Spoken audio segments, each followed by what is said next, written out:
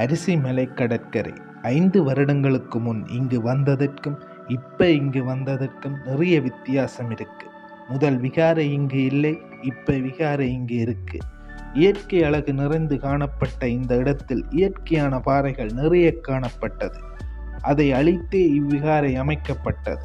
விகாரை கட்டியது கூட பரவாயில்லை, புராதன காலத்து வரலாற்றுடன் தொடர்பட்ட விகாரை என்று எழுதி போட்டான் பாருங்க, அதுதான் மிக பெரிய உருட்டு.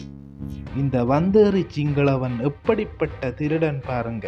முதலில் தமிழனுடைய நாட்டை ஆட்டைய போட்டான், பிறகு முக்கியமான இடங்களில் சிங்கள இராணுவ தளங்களை அமைத்தான், பிறகு அவ்விடத்தில் விகாரைகளை கட்டினான், பின்பு இது சிங்கள பௌத்த நாடு என்று கதை கட்டுகிறான். இது உண்மையில் முன்னைய தமிழர்களின் தவறுதான். யாதும் ஊரே யாவரும் கேளீர் என்று வந்தேறிகளுக்கு இடம் கொடுத்தால் தாய் நிலங்களை இழந்து உரிமைகளை இழந்து அடிமைகளாகவும் அகதிகளாகவும் தான் வாழ வேண்டும்.